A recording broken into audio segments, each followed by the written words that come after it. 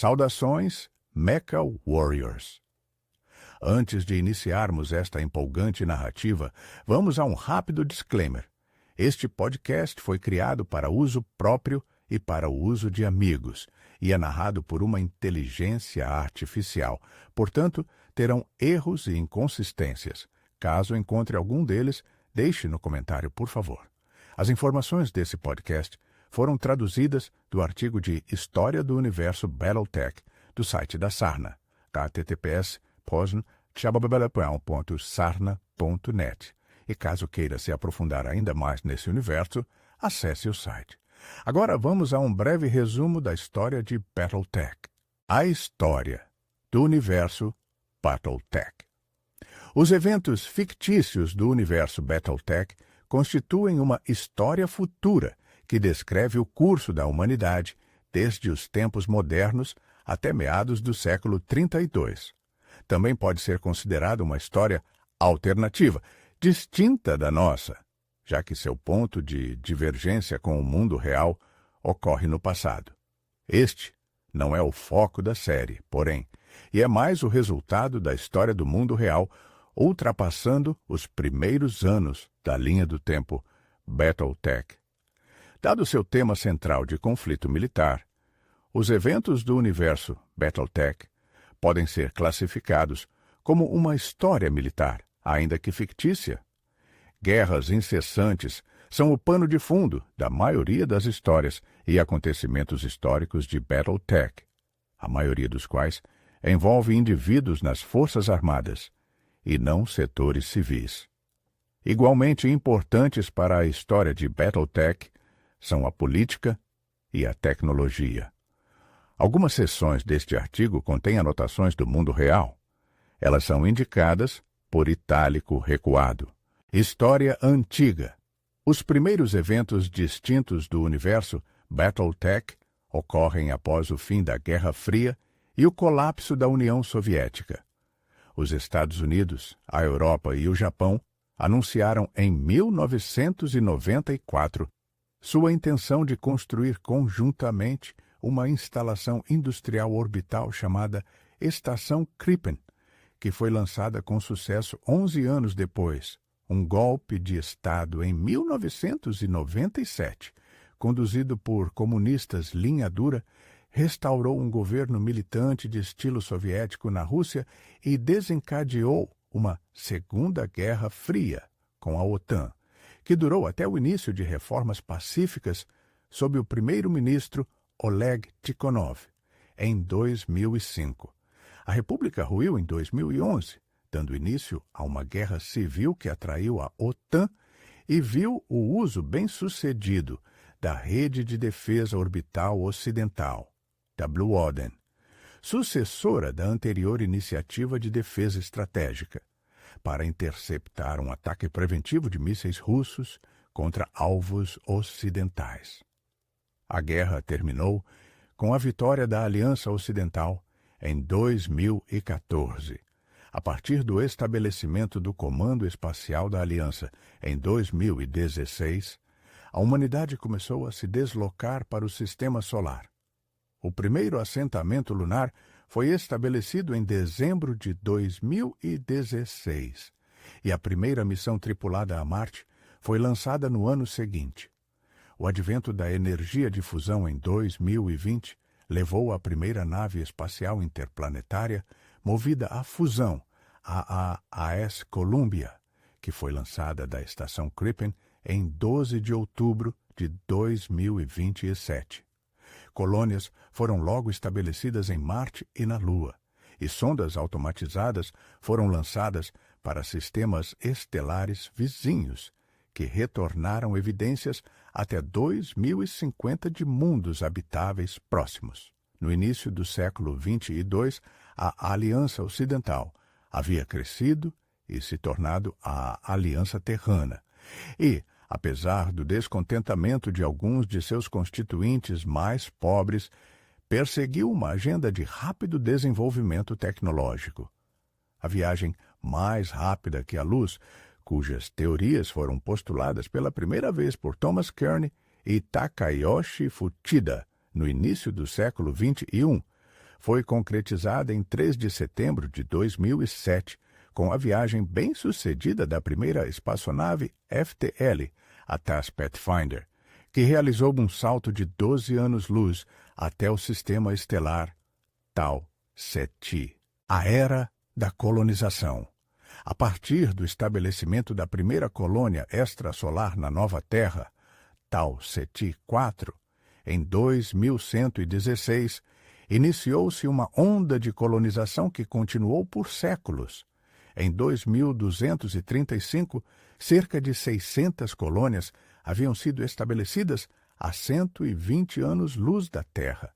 Mas as dificuldades em manter a autoridade sobre mundos tão distantes desencadearam a primeira rebelião contra a Aliança Terrana. Conhecida como a Rebelião dos Alcances Exteriores e liderada pelo Mundo Colônia Denebola, ela precipitou a queda do Partido Expansionista do Parlamento da Aliança e levou o Partido Liberal ao poder. Os liberais anunciaram que a Aliança se retiraria para uma esfera de 30 anos-luz de raio, ou 2 saltos, ao redor da Terra, garantindo assim a independência das colônias externas. Numerosos pequenos reinos se formaram rapidamente, a maioria dos quais rapidamente conquistou ou se fundiu com seus vizinhos, deixando um punhado de nações maiores. A corrupção política e a instabilidade e a pressão econômica de sustentar suas colônias erodiram o apoio à Aliança Terrana, e em 2314 ela entrou em guerra civil. A milícia global da Aliança, sob a direção do almirante da Marinha James McKenna, impôs o fim do conflito em 2315, dissolveu o parlamento e estabeleceu em seu lugar a hegemonia terrana, com McKenna eleito como seu primeiro diretor-geral no ano seguinte.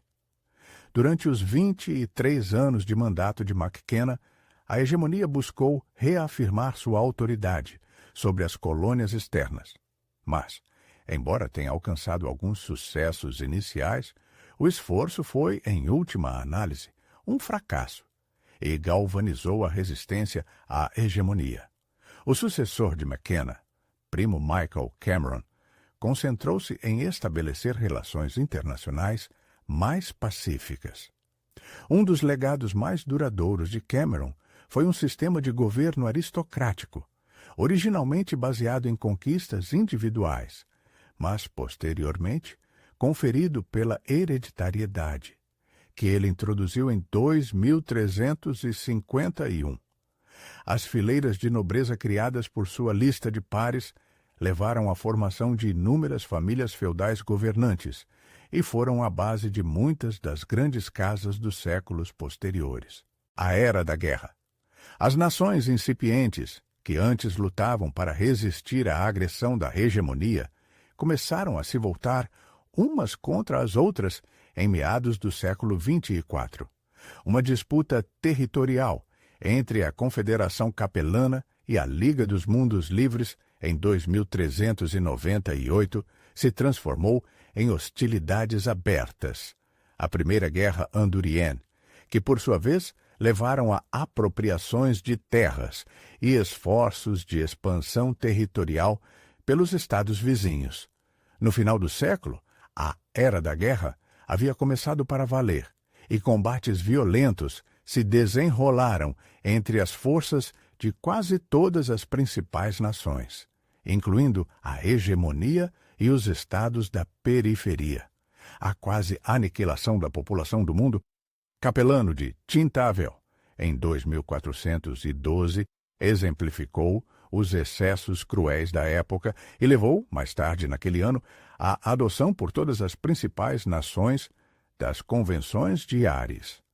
As convenções impuseram proibições estritas sobre como e onde a guerra poderia ser travada e o que constituía alvos legítimos, desencorajaram o bombardeio orbital e também proibiram o uso da maioria das armas nucleares e biológicas.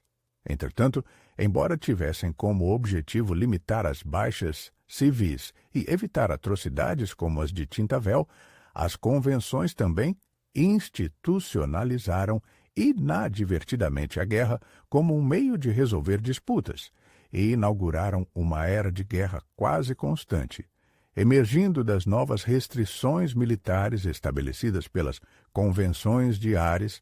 Enormes máquinas de guerra robóticas conhecidas como Battlemechs foram desenvolvidas pela hegemonia terrana em 2439 e utilizadas pela primeira vez em combate contra a combinação Dracones em 2443.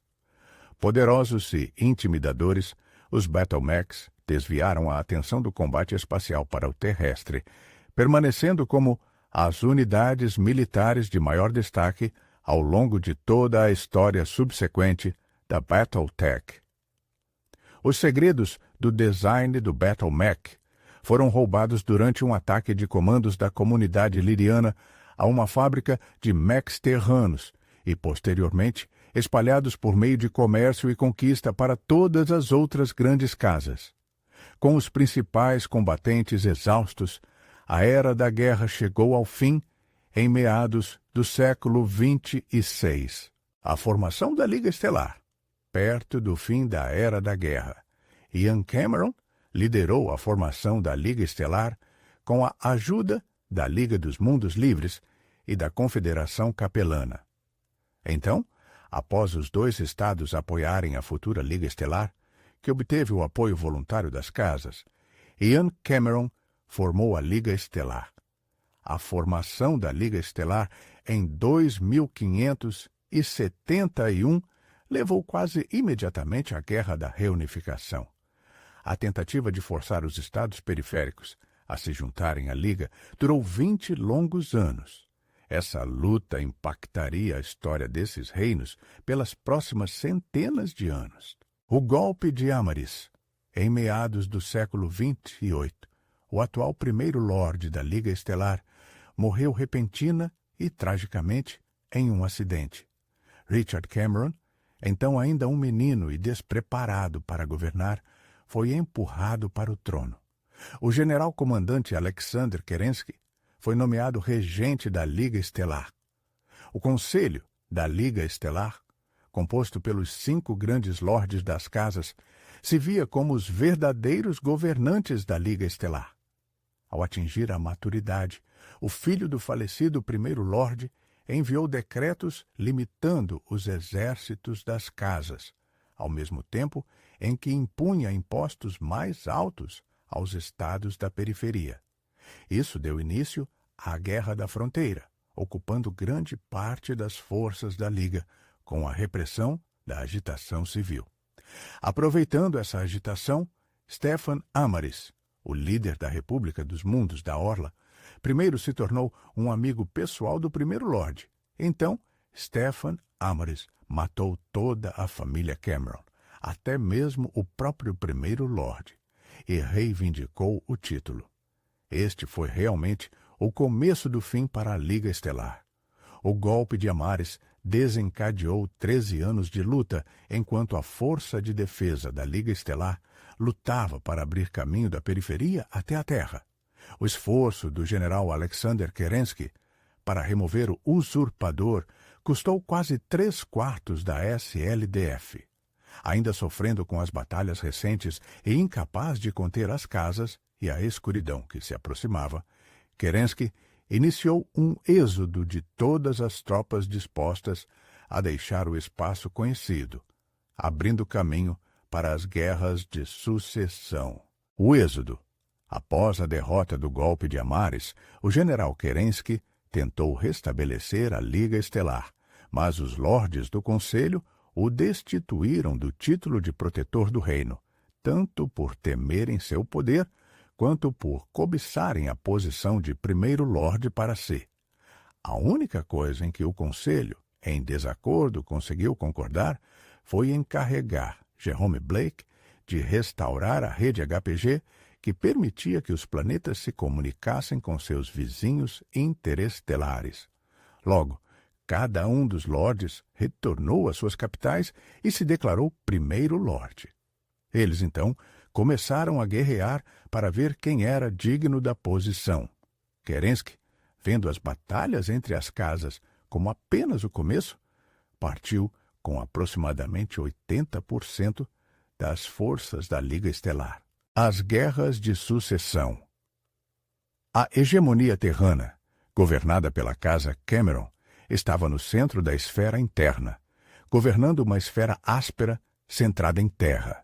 No sentido horário ao redor dela, havia a combinação Dracones, da Casa Kurita, os Sóis Federados, da Casa Davion, a Confederação Capelana da Casa Lial, a Liga dos Mundos Livres da Casa Marik e a Comunidade Liriana da Casa Steiner.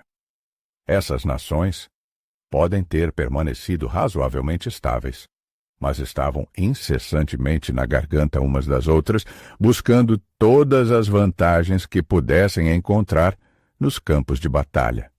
As 5 grandes casas, excluindo a hegemonia terrana, embarcaram quase imediatamente na maior guerra da história humana, arrebatando os planetas sem governantes anteriormente da hegemonia terrana e lutando entre si pela supremacia.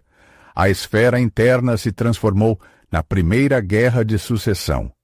Os incêndios desta guerra causaram estragos na civilização humana e reduziram drasticamente o nível tecnológico da esfera interior, com ações como bombardeios orbitais, ataques nucleares, destruição de naves de salto e fábricas e a morte de cientistas. A Primeira Guerra de Sucessão.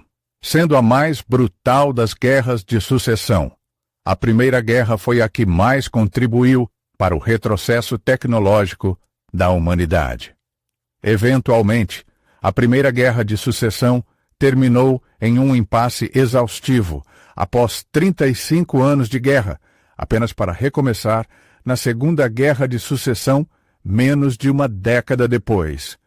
O evento mais notável desta guerra foi o Massacre de Kentares, no qual as forças da Combine mataram quase todos os habitantes do planeta Kentares 4 dos Sóis Federados. Esta ação genocida desmoralizou os guerreiros Bushido dos Combine e galvanizou o esforço de guerra dos Sóis Federados que lhes permitiu empurrar os Combine invasores de volta para a fronteira. A Segunda Guerra de Sucessão.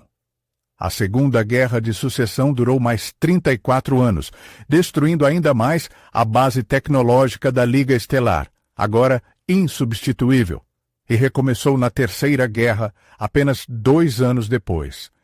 A Segunda Guerra de Sucessão não teve eventos distintos, além de um longo período de destruição, tornando-a quase banal. A Terceira Guerra de Sucessão. A Terceira Guerra durou mais de 150 anos, intermitentemente. Como os estados sucessores não tinham mais o conhecimento necessário para produzir ou consertar equipamentos de alta tecnologia que lhes permitissem se comunicar e viajar entre as estrelas, a guerra total das 2 primeiras guerras de sucessão terminou em um acordo tácito que se aproximava de um retorno às convenções de Ares, naves de salto, fábricas automatizadas ou estações de purificação de água não foram mais destruídas. Em vez disso, elas foram disputadas em confrontos de peças preparadas e os perdedores simplesmente se consolaram com a esperança de retomar o planeta mais tarde. Além disso, grandes ofensivas não eram mais a ordem do dia. As forças armadas dos estados sucessores estavam esgotadas em todos os sentidos, então eles mudaram para um padrão mais próximo de invasões do que de assaltos, com gerações inteiras sendo criadas, lutando e morrendo durante esta era. A guerra constante tornou-se a norma e a verdadeira paz parecia um sonho. Ao final da Terceira Guerra, em 3025, quaisquer vestígios remanescentes da Liga Estelar na esfera interna eram poeira nos ventos da história. Ao final da guerra, a maioria das nações era essencialmente governada por uma versão moderna do sistema feudal de governo, com tronos herdados e passados de geração em geração. Os últimos dias da Terceira Guerra de Sucessão foram o primeiro cenário em que os jogadores jogaram Battletech. A Quarta Guerra de Sucessão. Em 3022, a Arconte Lyran, Katrina Steiner, enviou uma proposta de paz e aliança para as outras casas, que até então estavam lutando em todas as frentes por essencialmente toda a sua história pós-Liga Estelar. 3 das casas, Kurita, Liao, Marik, reagiram com suspeita, mas o primeiro príncipe dos Sóis Federados, Hanse Davion, respondeu favoravelmente e os dois lados eventualmente concordaram com uma aliança. Dentro de alguns anos, os termos foram definidos. Hans se casaria com a filha de Katrina, Melissa, e suas 2 nações se fundiriam na comunidade federada quando um dos filhos de Hans e Melissa assumisse o trono. Até então, eles seriam meramente aliados.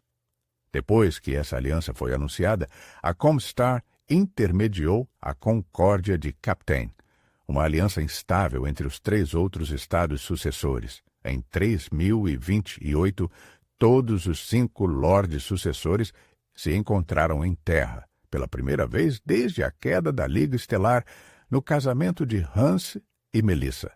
No entanto, eles tiveram uma surpresa. Na recepção, enquanto os noivos trocavam presentes, Hans proferiu sua imortal frase: "Minha querida, eu te dou a Confederação Capelana", deixando estupefato o chefe da Confederação, Maximilian Liel, que era um dos lordes sucessores presentes. Assim começou a Quarta Guerra de Sucessão.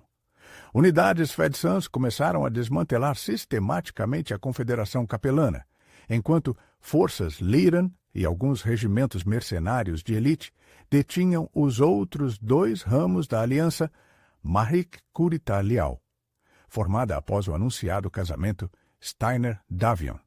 No entanto, a Comstar, alarmada com o curso dos eventos, simulou um ataque dos Fedsans a um de seus HPGs e colocou os Fedsans sob interdição, cortando todos os serviços de comunicação.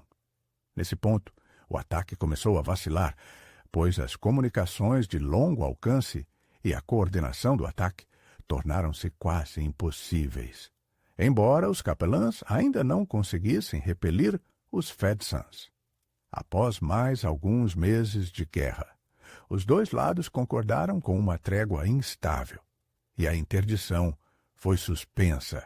Com o fim da Quarta Guerra de Sucessão, uma longa série de guerras curtas, porém violentas, eclodiram na esfera interna devido à indignação pública, a líderes oportunistas e até mesmo à falta de liberdade da opressão. Não haveria grandes conflitos até a invasão posterior dos clãs. Durante esse período, uma descoberta importante foi feita. A unidade mercenária Legião da Morte Cinzenta descobriu um núcleo de memória funcional da Era da Liga Estelar no planeta Helm, na Liga dos Mundos Livres, em 3028. A Legião da Morte Cinzenta fez o gesto inédito de doar livre e abertamente uma cópia do núcleo de memória a todas as grandes casas, em vez de guardá-lo para si. Isso desencadeou um renascimento tecnológico. Após algumas décadas, o armamento e os sistemas da Liga Estelar começaram a ficar disponíveis novamente, e a tecnologia Mech eventualmente avançou de volta para perto do ponto em que estiver as guerras de secessão de Andúrien. Após a Guerra Civil da FWL, o Ducado de Andúrien, em aliança com a magistratura de Canopus, separou-se da Liga dos Mundos Livres e passou a atacar a enfraquecida Confederação Capelana.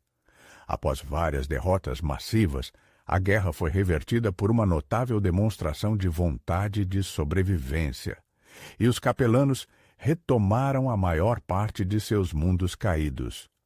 Após essa reversão, os canopianos se retiraram e, com a guerra que o Ducado travava contra a Liga dos Mundos Livres, levando as forças do Ducado ao limite, a Confederação usou suas casas guerreiras para retornar à fronteira às linhas pré-guerra.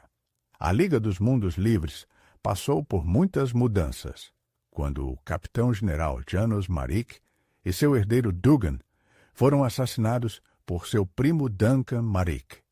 Duncan conduziu a guerra para recuperar Andúrien com algum sucesso, mas alienou muitos membros do parlamento ao fazê-lo.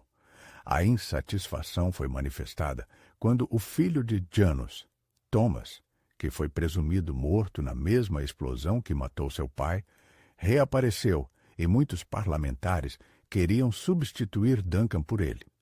Duncan morreu em um ataque a uma posição fortificada de Andúrien, o que abriu caminho para Thomas assumir.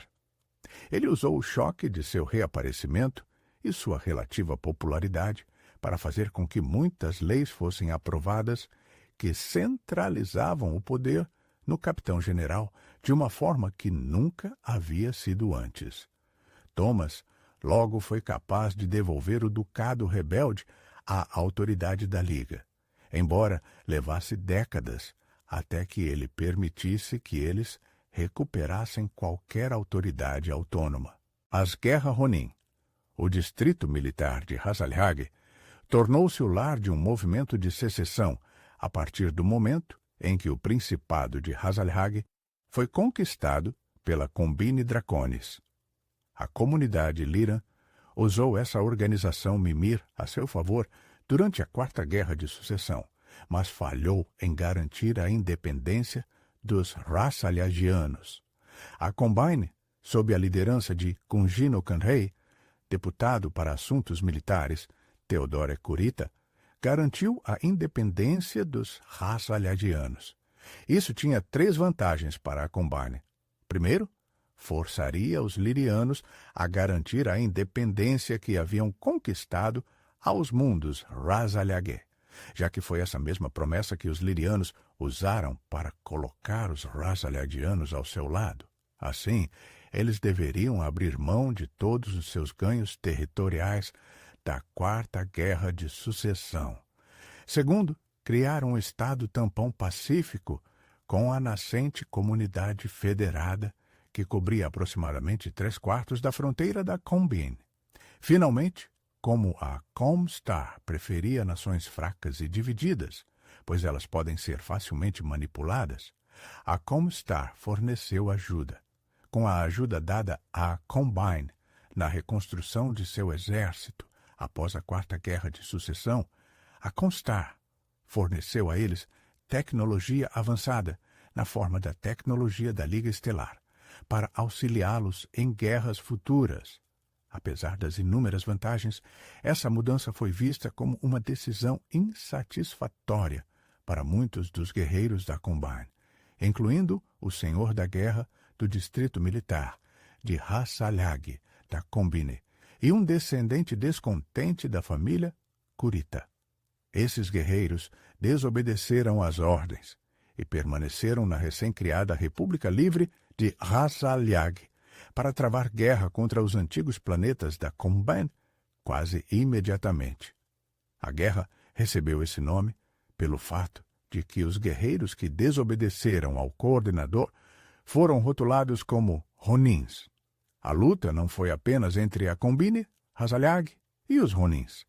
Até mesmo a comunidade teve problemas com um barão desonesto que desejava não dar planetas da comunidade para outra nação. No final, essa luta curta, mas feroz, foi o nascimento da FRR, assim como a invasão dos clãs seria sua morte. Esta guerra também forçou a nova nação Hasalhagiana a contratar mercenários para se defender, já que ainda não possuía forças armadas próprias. A nação incipiente não tinha experiência em contratar mercenários, então muitos dos soldados contratados conseguiram usar brechas em seus contratos para escapar do combate real.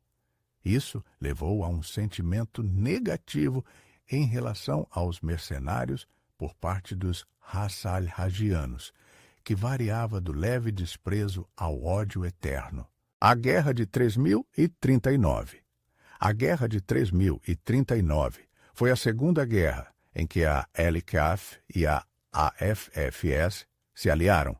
adiada por problemas burocráticos e logísticos, bem como pela crise de Sky, que permitiu que a Combine se preparasse para a guerra. Muitos outros fatores também afetaram o esforço de guerra, como o fato de que as duas nações tiveram apenas uma década para trabalhar juntas e não foram capazes de se integrar totalmente ainda. Além disso, um estoque de mechs da era da Liga Estelar foi dado ao DCMS pela Comstar, e vários regimentos de elite formados e treinados pelos Dragões de Wolf lutaram pelas forças da Combine. No final, foi uma finta de Theodore Kurita que levou Hans Davion a acreditar que seu exército era mais forte do que realmente era, o que convenceu Davion a cessar sua ofensiva. Ao contrário da Quarta Guerra de Sucessão, as duas nações tiveram algum tempo para integrar seus comandos, mas ter apenas uma década e uma única guerra, onde ambos os lados lutaram e venceram juntos com pouca interação, não ajudaria os aliados na guerra que se aproximava. Embora a guerra, originalmente planejada para acontecer em menos de alguns anos, tenha se transformado em uma década, os planejadores militares perceberam que atacar a Draconis Combine exigiria dissimulação em uma escala incontrolável para ocultar os movimentos de tropas. Ao contrário dos capelãs, o líder da Combine não era tão paranoico sobre quem estava planejando sua morte certa e percebeu que a recém-formada comunidade federada poderia ser a única ameaça real no futuro da Combine. Sem o conhecimento da Comstar e da Draconis Combine, durante a Quarta Guerra de Sucessão, uma série de dispositivos chamados caixas pretas, essenciais para derrotar a interdição de comunicação contra a comunidade federada, imposta pela Comstar durante a Quarta Guerra, seriam usados pelas tropas da FedCon para coordenar os movimentos de tropas. Isso teria proporcionado uma vantagem tática às tropas do FedCon, mas não foi utilizado em todo o seu potencial, visto que os estrategistas militares, essencialmente, ignoraram sua utilidade e utilizaram os geradores de hiperpulso mais rápidos de propriedade da Comstar. Isso permitiu que a Comstar alertasse os militares de Washington sobre a ameaça. Infelizmente, durante a guerra, vários desses dispositivos foram capturados pelas forças de Washington e usados contra as tropas do FedCon. A invasão do clã. Em agosto de 3049, a esfera interna começou a ouvir falar de invasores misteriosos, usando tecnologia avançada, além até mesmo da Liga Estelar, nos confins da República Livre de Hazalag. Pequenos reinos periféricos desapareceram do contato e unidades mercenárias foram aniquiladas, incluindo um destacamento da elite dos cães de caça Kel. Em março de 3050, os invasores atacaram a esfera interna propriamente dita. Os invasores, conhecidos como os clãs, abriram caminho pela metade liriana da comunidade federada e da combinação Draconis, e devastaram completamente a República Livre de Hazalag. Usando sua superioridade tecnológica e impressionante destreza em combate, mais de 100 planetas caíram no primeiro ano. 4 clãs entraram na esfera interna naquele ano: Clãs Lobo, Falcão de Jade, Jaguar de Fumaça e Urso Fantasma. Embora alguns contra-ataques tenham tido sucesso, eles falharam em impedir seu avanço. Foi necessário o ataque suicida de Captain Tira Miraborg, uma piloto do Kungsarmé da República Livre de Hazalag, para fazer o que regimentos inteiros falharam em fazer: impedir o avanço do clã. Seu ataque suicida com seu caça aeroespacial Shilon atingiu a ponte Danal, capitânia do clã, matando o Ilkan Leo Showers instantaneamente. Sob a lei do clã, um novo Ilkan só poderia ser selecionado no planeta natal do clã, Stranamekti, que ficava a quase 1 ano de viagem da localização das forças do clã, na esfera interna. Então, por mais de um ano, os clãs interromperam sua invasão enquanto seus líderes individuais retornavam aos seus planetas natais, se reagrupavam, selecionavam um novo Ilkhan e então retornavam para continuar com a invasão. Isso permitiu que as nações da esfera interna tivessem um tempo muito necessário para se recuperar e planejar a esperada retomada da invasão. Esse foi o tempo que eles usaram com grande efeito. Além de encerrar seus conflitos e se unir contra a ameaça, eles também obtiveram insights valiosos sobre a natureza dos clãs. O líder dos Dragões do Lobo revelou que sua unidade mercenária era, na verdade, uma missão de reconhecimento enviada pelos líderes dos clãs, e explicou a história dos clãs aos líderes da esfera interna. No planeta natal dos dragões, Outreach, os líderes da esfera interna e seus herdeiros treinaram para trabalhar juntos contra a ameaça dos clãs. Quando a invasão finalmente recomeçou, sob o comando do ex-Khan Lobo Ulrich Kerensky, as forças da esfera interna estavam muito mais bem preparadas para combatê-los. Ulrich ativou 2 clãs reservas, os Steel Vipers e os Nova Cats. Embora isso tenha servido tanto para causar conflitos nas zonas de ocupação dos clãs, quanto para auxiliar a invasão, unindo-os a rivais odiados, os Jed Falcons e os Smoke Jaguars. O espírito de cooperação forjado em Outreach deu frutos quando o príncipe Hans Davion enviou os Dragões do Lobo e os Cães Kell para a capital da Combine, Lúthien, ao saber de um ataque iminente dos clãs ao sistema. Com a ajuda dos mercenários da FedCom, a Combine conseguiu repelir o ataque conjunto Jaguar Nova Cat. No entanto, apesar das vitórias limitadas que as forças da esfera interna conseguiram obter, o verdadeiro ponto de virada na guerra veio quando a Comstar descobriu o objetivo final dos clãs. Terra. Terra. O berço da civilização que a Comstar detinha sozinha era o objetivo final de cada um dos clãs. Qualquer clã que capturasse Terra se tornaria o Il-Clan, o clã supremo. Até então, a Comstar vinha auxiliando secretamente os clãs por meio de seu precentor marcial Anastasius Fost. Foi somente quando Primus Mindo Waterly se encontrou com o Il-Khan que ela descobriu suas intenções. Como nenhum dos lados queria danificar o berço da humanidade, eles concordaram em lutar uma batalha por procuração no mundo Hassalhagiano de Tukaid. Se os clãs vencessem, a Comstar lhes concederia terra e se tornaria o braço administrativo dos clãs na esfera interna. Se a Comstar vencesse, nenhum clã poderia avançar além de Tukaid por 15 anos. Para a batalha, Ulrich ativou a terceira reserva, o clã Tubarão Diamante. Fost lançou quase a totalidade dos guardas contra os clãs em Tukaid. O Comstar agiu como defensor na batalha, e cada clã teve que conquistar 2 cidades das forças da Guarda-Com para ter sucesso. A batalha começou em 1º de maio de 3052. Fost explorou uma fraqueza na estratégia do clã. Os clãs favoreciam batalhas rápidas entre forças pequenas. Então, os guardas-com se prepararam para uma campanha prolongada. Ao mesmo tempo, Primus Waterly iniciou a Operação Escorpião, que dependia de um apagão completo nas comunicações da esfera para forçar todos os líderes da esfera interna a se curvarem ao Comstar. No final das contas, o clã Lobo foi o único clã a completar seus objetivos. Embora os ursos fantasmas e os falcões de Jade tenham conseguido tomar um de seus objetivos, forçando um empate.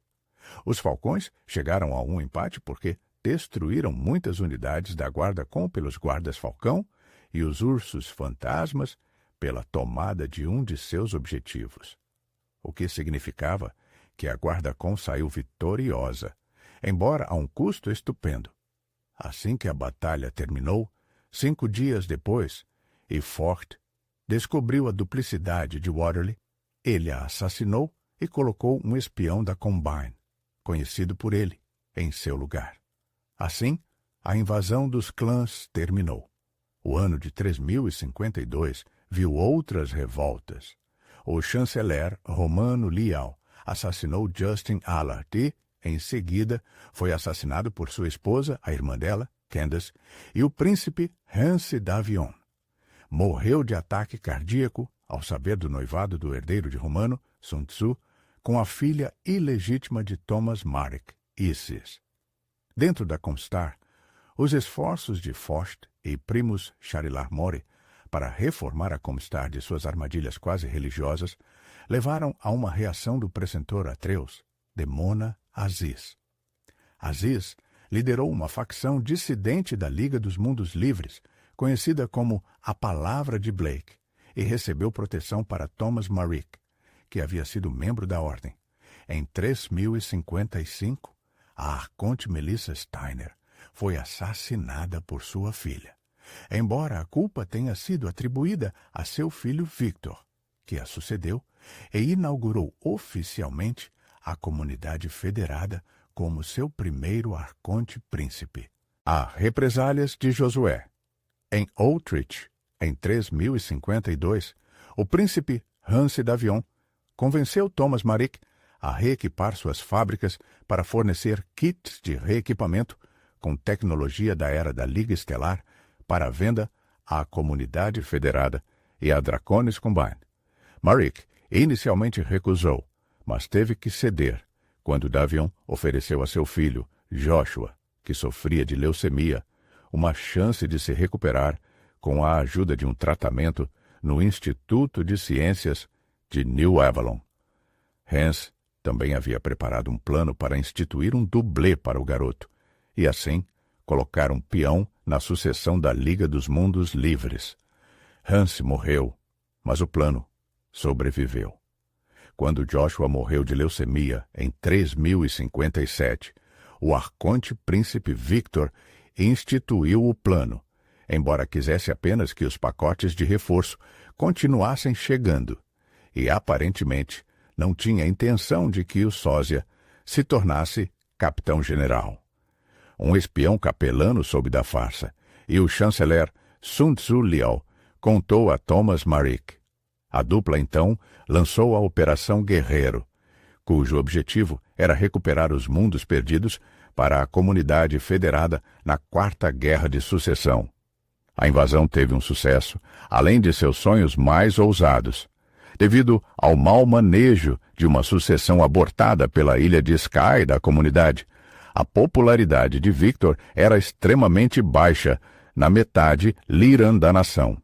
Na verdade, era tão ruim que Victor recuou para a antiga capital dos Sóis, Nova Avalon, e deixou sua irmã Catherine como sua regente na capital Lyran de Tarkad. A sedenta por poder, Catherine usou a duplicidade de seu irmão e a invasão como pretexto para promulgar poderes de guerra de emergência e separar a metade Lyran do reino da Comunidade Federada. Ela foi logo depois ratificada como arconte pelos Estados Gerais. Ela deu a Thomas Marek todos os mundos que a Liga dos Mundos Livres havia perdido durante a Quarta Guerra de Sucessão e pediu que todas as unidades tradicionalmente Lyran recuassem para a fronteira pré-Quarta Guerra. Assim, a maioria das unidades que defendiam a Marcha Sarna retornaram à recém-batizada Aliança Lyran. Essa ação usou muitas das jump ships alocadas na região. Então, o arconte Príncipe Victor não conseguiu reforçar os mundos que os Lyrans deixaram. Como a Liga dos Mundos Livres atingiu seu objetivo, Thomas Marek retirou suas forças da invasão, embora tenha permitido que a Confederação Capelana comprasse os contratos de muitas unidades mercenárias. Sun Tzu havia ativado guerrilhas em muitos dos mundos que a comunidade havia conquistado de seu reino, mas lhe faltava força militar para pacificar esses mundos devido à retirada da Liga. os lirianos recuaram e a FedCon não conseguiu mover tropas para a região por falta de capacidade de transporte. Então, a Marcha Sarna se tornou uma terra de ninguém que foi apelidada de Marcha do Caos. Nesse vácuo, muitos líderes locais formaram estados menores, embora muitos mundos fossem atormentados por lutas internas entre grupos que apoiavam várias facções. Em alguns lugares, tropas da combinação Dracones foram inseridas sob os auspícios de forças de paz, complicando ainda mais a situação. Para piorar a situação, Word of Blake conquistou terra da Constar em 3058, e as duas facções travaram batalhas entre si pelo controle dos HPGs em vários mundos da Marcha do Caos. A Guerra da Recusa. Em 3057, a facção cruzada dos clãs ganhou influência suficiente para trazer acusações forjadas de genocídio contra o Ilkhan Ulrich Kerensky. O Grande Conselho destituiu Ulrich de seu título, mas, como era seu direito, Ulrich declarou um julgamento de recusa.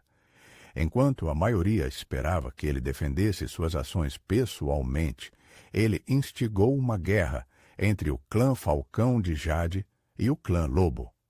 Ulrich sabia que os outros clãs queriam renovar a invasão. Então ele planejou enfraquecer severamente o clã cruzado mais forte, a ponto de não ser capaz de quebrar a trégua de Tukaid. Seu plano foi bem sucedido, embora ele tenha morrido na última luta pela duplicidade do Falcão Sakan Vandervan Xistu, que violou a honra do clã ao usar a si mesmo como isca para uma emboscada. Portanto, Ulrich foi considerado culpado, embora o ponto fosse discutível. As ações de Vandervan Xistu, no entanto, teriam implicações posteriores em sua tentativa de absorver o clã Lobo e a liderança do clã Falcão de Jade. Após a derrota do clã Lobo, Elias Krickel, Khan do Falcão de Jade, foi eleito Il-Khan do Grande Conselho. Os Falcões tentaram absorver os lobos restantes, que eram culpados por associação, juntamente com Ulrich. Um núcleo do clã Lobo ainda mantinha sua independência, no entanto, na forma do clã Lobo no exílio. No início do julgamento da recusa, Ulrich enviou o contingente mais forte de lobos, sob o comando do então Sakan Phelan Ward, para a aliança liriana, para ajudar na defesa contra os falcões caso seu plano falhasse. Após a morte de Ulrich, esses lobos se tornaram o clã Lobo no exílio. Um esforço para destruir os exilados foi imediatamente tentado pelos falcões, mas Phelan e seus lobos os derrotaram com a ajuda do regimento mercenário Cães de Caça Kel, enfraquecendo o Falcão de Jade, a ponto de qualquer ação militar posterior de sua parte neutralizar suas forças completamente. Embora os lobos tivessem tecnicamente perdido o julgamento, o plano de Ulrich foi um sucesso, apesar de sua morte. A guerra entre os dois clãs foi tão brutal e prejudicial que quase paralisou o exército dos falcões. Então, eles absorveram os remanescentes do clã Lobo. Inicialmente, ninguém se opôs a isso até Vlad ser resgatado de seu mech abatido. Ele estava presente na luta entre Ulrich e Vandervan. Testemunhou a morte de Ulrich, bem como de outros mechs carregando mísseis de longo alcance. Então ele sabia a verdade do assunto. Vlad declarou um julgamento de recusa contra a absorção. Ele venceu esta luta e matou Xistu em combate individual. Como todo o clã Lobo, em virtude de ter defendido Ulrich, era culpado de genocídio, o Falcão Khan Elias Krickel separou os lobos como o clã Lobo de Jade. Vlad ficou indignado com esse nome, mas esperou seu tempo. Ele rapidamente depois ganhou seu nome de sangue e foi eleito Khan Vladimir Ward. Sob a liderança competente de Ward, seu clã lentamente recuperou sua força. Antes disso, porém, Vlad demonstrou ter aprendido bem a política do clã. Através de manipulação política, lançou um desafio que Elias Krichel simplesmente não pôde recusar. Questionou o status de guerreiro de Krichel. O envelhecido Elias Krichel não era páreo para Vladimir, que estava em seu auge, e Vlad o matou em uma batalha corpo a corpo unilateral, no plenário do Grande Conselho. Isso lhe deu a influência política necessária para renomear seu clã como Clã Lobo, embora tenha deixado claro que se tratava de um novo clã, e não do mesmo Clã Lobo que lutou ao lado de Ilkhan Ulrich. Com a vingança contra os responsáveis pela quase destruição do Clã Lobo e a morte do traiçoeiro assassino de Ulrich Kerensky, Vlad voltou sua atenção para a reconstrução do Clã Lobo. Os lobos exilados, no entanto, permaneceram na esfera interior, mantendo sua independência e seguindo os desejos de seu falecido Khan Ulrich. O resultado foi que duas formas do Clã Lobo passaram a existir independentemente uma da outra. Os exilados, mantendo o espírito original do clã e defendendo a esfera interior, e os lobos cruzados de Vlad, preparando-se para invadi-la, a Star League Reborn. Em 3058, o clã Falcão de Jade lançou uma invasão à Aliança Liriana, que acabou sendo repelida por uma força multinacional, sob o comando do príncipe arconte Victor Steiner Davion. A cooperação fomentada durante a Batalha de Coventry levou os líderes da esfera interior a completar o objetivo dos clãs e ressuscitar a Liga Estelar. A Liga Estelar era composta pela Comunidade Federada, a Combinação Draconis, a República Livre de Hazalag, a Aliança Liriana, a Liga dos Mundos Livres, a Confederação Capelana e o Pacto de St. Ives, com a Constar servindo como membro sem direito a voto, embora a Força de Defesa da Liga Estelar tenha levado tempo para ser formada. Algumas das forças militares dos Estados-membros passaram a servir sob a bandeira da Liga Estelar e participaram de muitos conflitos. Operação Bulldog. Para dar legitimidade à nova Liga Estelar, o Conselho decidiu lançar uma invasão contra os clãs e destruir completamente um deles. Eles escolheram o clã Smoke Jaguar, em parte porque um desertor lhes deu o caminho para a capital dos Jaguares, Caçadora, mas também como retribuição pelas muitas atrocidades infligidas à esfera interior pelo clã Smoke Jaguar. Liderada por Anastasius Fost e Victor Steiner Davion, a Operação Bulldog foi a primeira metade da invasão da Liga Estelar. As forças da SLDF, que incluíam membros do clã Lobo exilado, bem como todos os estados-membros e muitos mercenários, obtiveram um sucesso surpreendente em seu ataque. Sem que soubessem, outros clãs estavam manobrando contra os Jaguares da Fumaça, então nenhuma ajuda estava disponível. Além disso, os Jaguares estavam se preparando para uma nova ofensiva, então foram pegos de surpresa por uma invasão em larga escala. Em uma guerra que parecia fácil demais, os Jaguares foram forçados a sair da esfera interna, enviando unidades destruídas de volta para o espaço dos clãs. Operação Serpente. Unidades da SLDF, sob o comando do Marechal dos Exércitos do FEDCON, Morgan Hasek Davion, moveram-se secretamente para a capital dos Jaguares da Fumaça, Caçadora. Embora Hasek Davion tenha sido assassinado antes que a força chegasse à Caçadora, a general Ariana Winston, da Cavalaria Leve Eridani, conseguiu tomar a cidade. Então, os remanescentes da força da esfera interna dos Jaguares da Fumaça retornaram para casa. Os Jaguares travaram uma batalha feroz para retomar seu planeta natal, mas as forças da esfera interna foram salvas por uma força-tarefa composta por algumas das unidades de elite que a esfera interna tinha a oferecer, sob o comando do príncipe Victor. Victor então liderou suas forças para Stranamecti, a capital do clã. Lá, ele iniciou um julgamento de recusa contra a invasão do clã. Apesar da legalidade questionável de tal desafio, os clãs aceitaram e os clãs cruzados lutaram contra as forças de Victor. A força-tarefa da Liga Estelar foi bem sucedida e a invasão do clã terminou. Apesar disso, Wolfgang Vlad Ward se absteve na votação para aceitar o desafio de Victor. Então, ele alegou que os resultados do julgamento não se aplicavam aos lobos. Victor liderou suas forças contra os últimos remanescentes dos Jaguares da Fumaça, incluindo Ilkan Lincoln Ozes, e os derrotou, completando assim a aniquilação do clã. A Guerra Capelã St. Ives. A comunidade de St. Ives se separou da Confederação Capelana com a ajuda dos Fedsans após a Quarta Guerra de Sucessão e formou o Pacto de St. Ives.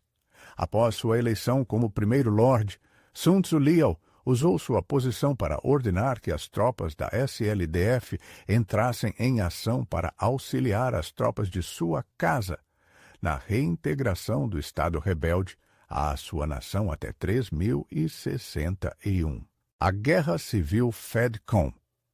Quando o príncipe Vitor retornou do espaço do clã, descobriu que a Arconte Catherine havia usurpado a regência de sua irmã mais nova, Yvonne Steiner d'Avion. Embora inicialmente se opusesse a lutar contra ela, Victor foi compelido a assumir o controle de uma rebelião que estava acontecendo com ou sem ele quando Arthur Steiner d'Avion foi aparentemente assassinado. A guerra tinha 3 lados: as forças leais a Catarina, os homens e mulheres que seguiam Vitor e os cidadãos neutros que não viam nenhum dos lados como superior ou preferiam se apegar a lealdades regionais. Logo, restavam apenas 2 lados, pois Catarina via todos aqueles que não a apoiavam como inimigos. A guerra afetou todos os estados sucessores de alguma forma.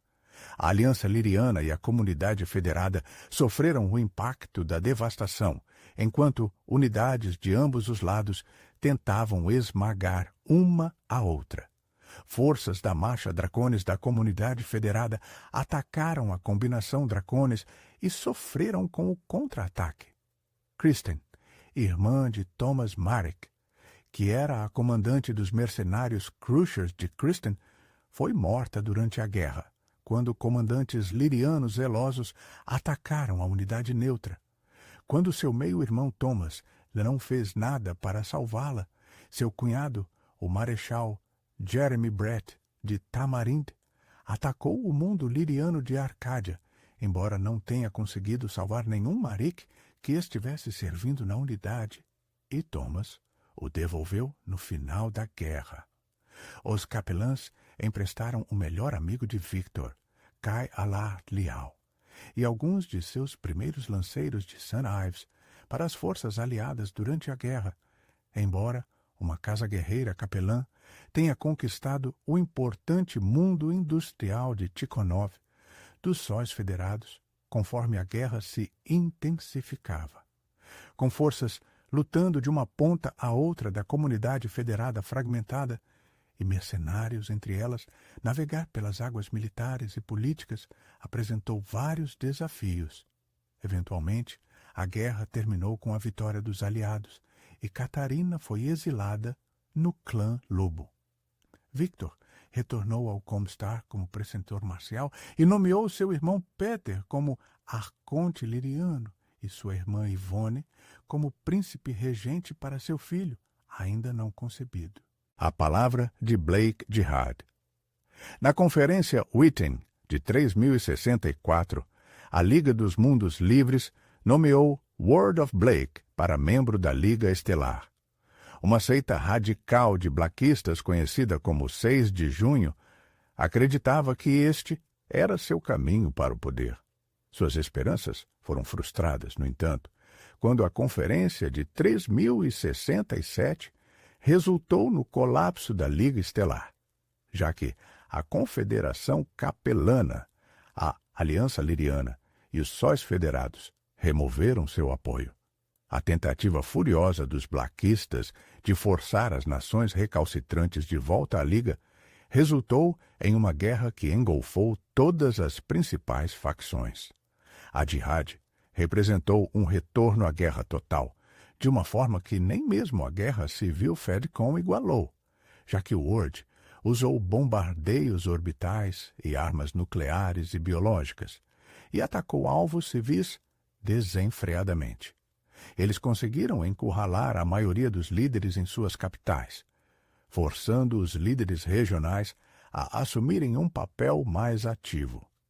Eles também desativaram a rede HPG, complicando ainda mais as tentativas dos soberanos de controlar seus países. Além disso, foram capazes de fomentar guerras entre muitos estados vizinhos ao manipular esses líderes regionais. O sucesso mais impressionante foi na Liga dos Mundos Livres, onde a nação se dividiu em seus membros constituintes. A Jihad causou estragos incalculáveis na esfera interior, com unidades militares sendo destruídas, fábricas aniquiladas, pessoas massacradas e planetas inteiros aniquilados. Essa guerra apocalíptica foi finalmente interrompida em 3081, quando Devlin Stone liderou uma coalizão de forças à vitória sobre os blackistas em terra. A formação da República Stone usou a exaustão causada pela Jihad para convencer os estados sucessores, exaustos pela guerra, a permitirem que ele criasse sua própria nação em torno de terra. A República da Esfera foi fundada em 3081 e Stone conquistou muitos dos mundos mais disputados na tentativa de dar uma chance à paz. Essa paz, no entanto, era mera ilusão, como as cruzadas capelanas contra a República provaram na década de 3090. Alguns outros pequenos conflitos ocorreram. Os sóis federados desempenharam um papel proeminente em alguns deles, incluindo a tomada da capital da comunidade capelana, Vitória, e a criação de um estado tampão entre a marca Draconis e a combinação Draconis. A Idade das Trevas. No início da década de 3130, ataques perpetrados por um ou mais agentes desconhecidos desativaram a rede HPG. Teorias sobre quem fez isso abundam, mas não há confirmações. Este evento fez com que um ódio há muito enterrado explodisse à medida que acusações eram lançadas. A tensão atingiu o auge na República da Esfera, à medida que antigas hostilidades voltaram à tona, e muitas pessoas e líderes começaram a se identificar com suas nacionalidades anteriores. Mais de meia dúzia de facções surgiram, proclamando o desejo de ter um clã ou nação vizinha governando-as. A Draconis Combine e a Capellan Confederation, e até mesmo o clã Jade Falcon, tentaram tirar vantagem do caos, enquanto os Federated Sons escolheram se aliar à República. A situação se complicou para a República quando ela foi informada de uma conspiração liderada por seu Senado contra o governo militar. Essa guerra civil eclodiu em um momento inoportuno, já que muitos líderes da esfera interior estavam em terra. A aliança dos Fed-Sons ajudou o exarca a derrotar os senadoístas em terra. Com a República sendo dividida pela Aliança do Senado e por potências estrangeiras, o recém-eleito exarca Jonah Levin anunciou a República da Fortaleza. Ele retirou a maioria das forças da República para dentro dos limites da Prefeitura X, a região interior. Declarou que a fronteira permaneceria inviolável e que a República usaria tudo ao seu alcance para mantê-la como tal. Enquanto isso, outras forças permaneceram fora da fortaleza para tentar manter os mundos e cidadãos republicanos seguros para o eventual retorno da República. As principais facções do Univero Battletech. A Liga das Estrelas. Artigo principal. Star League. Ao longo de 15 anos, de 2556 a 2571, Cameron conseguiu assinar acordos com as outras 5 casas para estabelecer uma organização conhecida como Liga Estelar, liderada pela Casa Cameron. Embora com as outras 5 casas tendo um lugar no conselho governante, a organização prometeu o fim da guerra entre as casas, assim como alguns incentivos massivos para assinar o acordo, que iam de apoio militar à ajuda tecnológica. No entanto, Cameron era tão sedento por poder quanto visionário, e, portanto, não se contentava em ser o líder universalmente aceito pela maior parte da humanidade. Quando a Liga Estelar finalmente foi reunida em 2571, uma de suas primeiras ações foi tentar trazer as nações menores da periferia para a Liga Estelar. Quando os pedidos e as negociações falharam, ele passou a aplicar sanções comerciais, e quando estas falharam, a Guerra da Reunificação começou.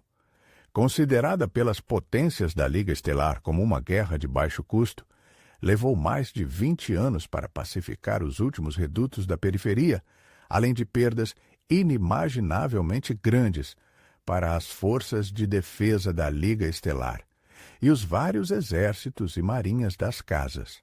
No entanto, a Liga Estelar era de longe o mais poderoso dos lados, e sua vitória era provavelmente inevitável, apesar das pesadas perdas sofridas para vencer. Quando o último bastião de defesa da Concordata Tauriana, uma nebulosa fortemente minada que causou estragos nas marinhas das SLDF por anos, finalmente caiu em 2596. A Guerra da Reunificação havia terminado, e Ian Cameron havia realizado seu sonho de reunir toda a humanidade sob uma única bandeira, como havia sido unida durante os primeiros dias da Aliança Terrana.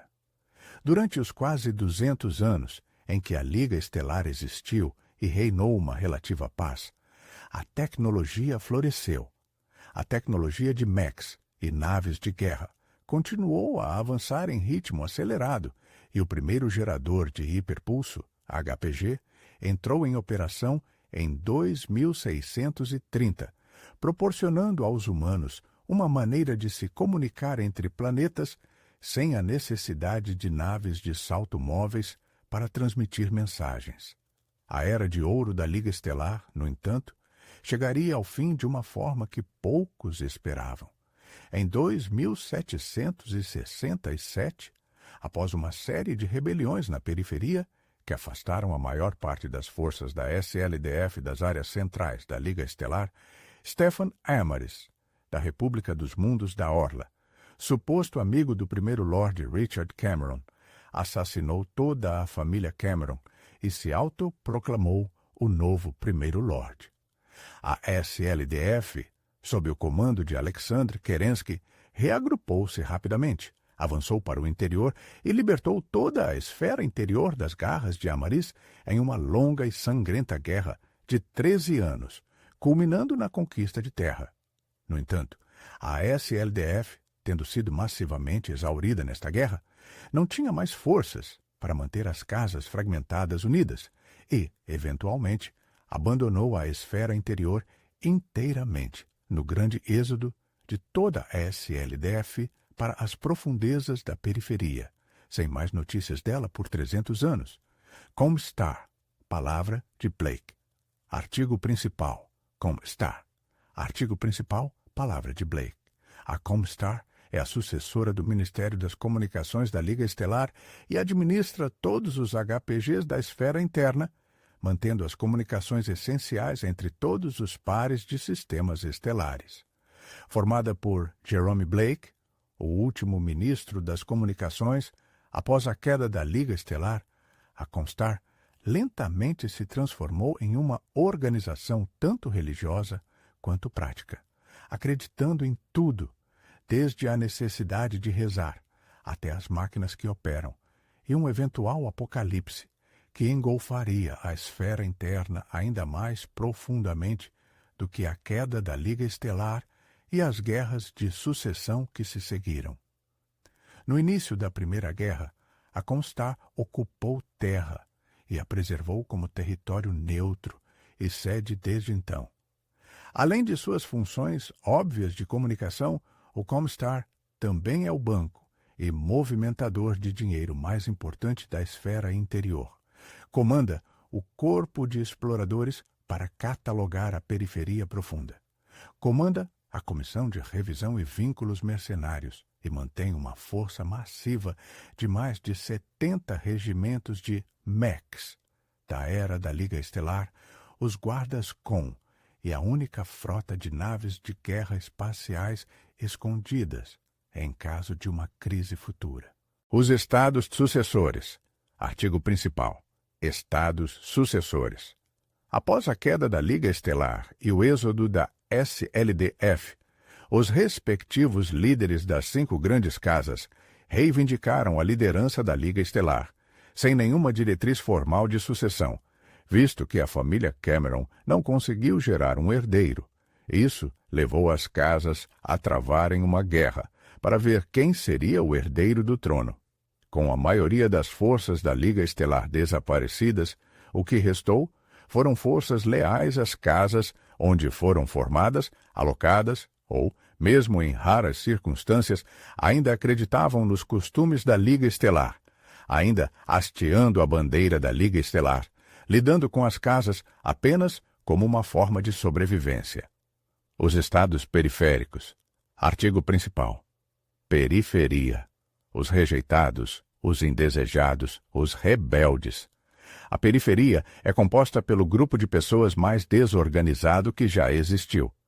A maioria dos estados periféricos possui um baixo nível de tecnologia, com apenas os maiores se aproximando da base tecnológica do início do século XX. Os clãs. Embora os guerreiros de Kerensky possam não ter sido ouvidos na esfera interior, eles certamente continuaram a existir. Embora o êxodo de um ano e uma série de rebeliões internas tenham cobrado seu preço, os remanescentes da SLDF sobreviveram e começaram a prosperar a 700 anos-luz da esfera interior. Após a morte de Alexander Kerensky, em 2801, a liderança caiu para seu filho Nicholas, que começou a forjar a SLDF nos clãs. Nicholas dividiu seu último grupo leal de guerreiros em 20 clãs, cada um com o nome de um animal, que se acreditava incorporar uma característica importante de um guerreiro. Liderando os clãs à vitória sobre outra rebelião, Kerensky estabeleceu o governo dos clãs. Após aniquilar um dos clãs por ousar se rebelar contra ele e reivindicar a liberdade da estrutura do clã, a nova ordem se estabeleceu efetivamente. Guerreiros eram mais valorizados do que civis. Guerreiros geneticamente modificados eram mais valorizados do que seus equivalentes natos, nativos e livres, respectivamente. E honra e destreza militar eram valorizadas acima de tudo. O sistema pode não ter sido ideal, mas permitiu a sobrevivência em ambientes hostis e deu origem a um potencial militar impressionante. Por 200 anos, os clãs se contentaram em se desenvolver e lutar por conta própria, independentemente de quaisquer outros humanos. Durante esse tempo, eles desenvolveram de tudo, desde armaduras de batalha motorizadas a programas genéticos e úteros artificiais para seus guerreiros legítimos, até tecnologia militar incrivelmente avançada, muito além daquela possuída pelos humanos mesmo no auge da Liga Estelar. No entanto, uma questão começou a vir à tona no final do século 30, e essa questão mudou a história dos clãs e da esfera interior para sempre, a partir de então. Tudo começou com uma mensagem que Alexander Kerensky enviou à frota do Êxodo após a primeira rebelião, dizendo aos remanescentes da SLDF que era seu dever perseverar e um dia retornar à esfera interior. Os clãs se dividiram em duas frentes sobre o assunto: os cruzados que acreditavam ser seu dever reconquistar a esfera interna e restabelecer a Liga Estelar, que havia caído séculos atrás, e os Guardiões, que acreditavam que se tratava mais de um ideal inspirador do que de uma ordem literal, e que, se retornassem um dia, seria para proteger os humanos de uma ameaça externa, não para conquistá-los a todos. No início do debate, os Guardiões eram dominantes, mas por volta do ano 3000, a facção cruzada começou a dominar. Desesperados para evitar invasões, o clã Lobo, com sua mentalidade guardiã, pressionou por um acordo. Eles enviariam um antigo grupo de mechs da Liga Estelar para explorar a esfera interna, disfarçando-se de grupo mercenário. O chamado Compromisso dos Dragões, o nome do grupo era Dragões do Lobo, funcionou bem por um tempo, embora com o tempo os relatos dos dragões tenham começado a desaparecer misteriosamente. Embora ninguém soubesse na época, o líder do clã Lobo ordenou que os dragões preparassem a esfera interna para a invasão iminente, e eles se prepararam.